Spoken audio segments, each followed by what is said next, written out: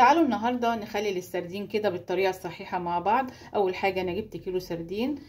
طبعا انت بتجيبي الحجم اللي انت عايزاه، ده الحجم المتوسط، في اكبر منه في اصغر، زي ما انت عايزه براحتك انت. ده كيلو. هبدا كده اغسله مع بعض، نغسله ان كان في دم في قشر فانزل كل الدم اللي فيه والقشر وانشفه تنشيفه حلوه كده عشان نبدا نخلله مع بعض كده. اول حاجه هنبدا كده نغسله.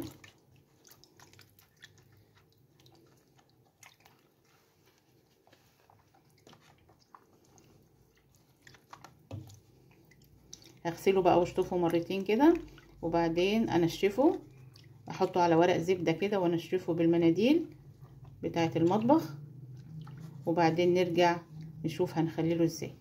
يلا بينا. كده انا غسلته غسلة كويسة ونشفته وسبته كده نص ساعة عشان لو كان في مية تنزل.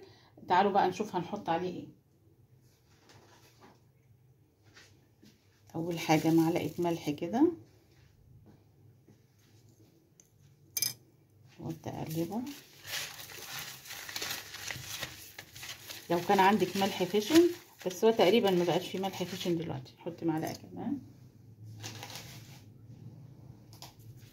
طبعا ممكن تحطي معلقه لو انت عايزاه عذب، يعني ما يبقاش مملح قوي، ممكن تحطي معلقه واحده. تاني حاجه معلقه كمون، نص معلقه كركم عشان يديني بس اللون، ونص معلقه شطه.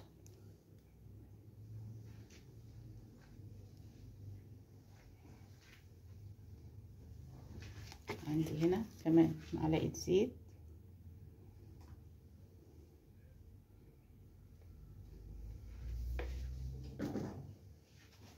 يبقى انا حطيت معلقه ملح، معلقه كمون، نص معلقه كركم ومعلقه شطه. احطه اقلبه بقى كده مع بعضه.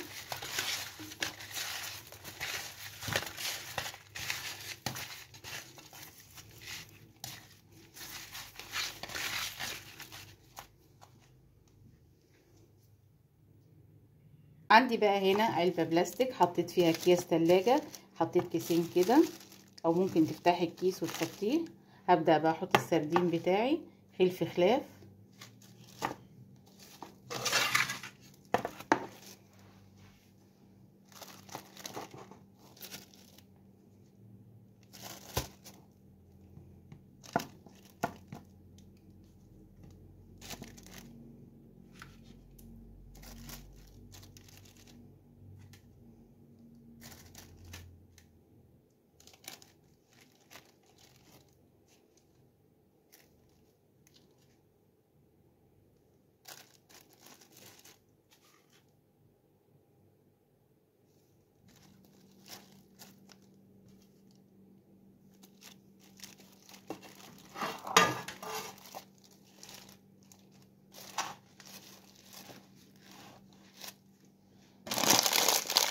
عندي بقى هنا ملح،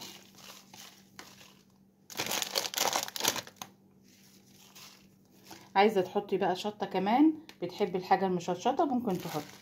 عندي هنا شويه كمون كده، عندي زيت،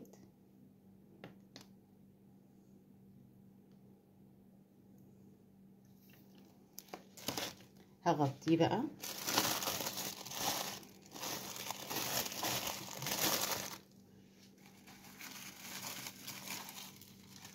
عندي بقى كيس احطه كده،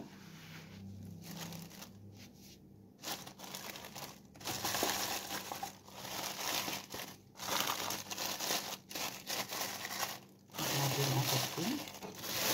هسيبه بقى من اسبوع ل 14 يوم.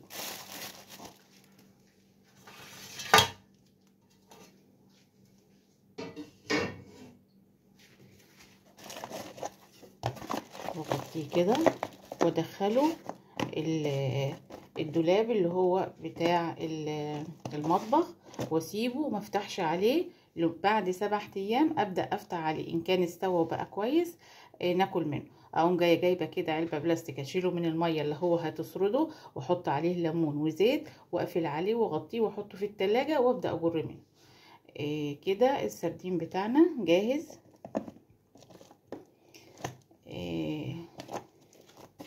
اذا عجبكم بقى الفيديو اعملوا لايك واشتركوا في القناه، وبألف هنا، والسلام عليكم ورحمه الله وبركاته.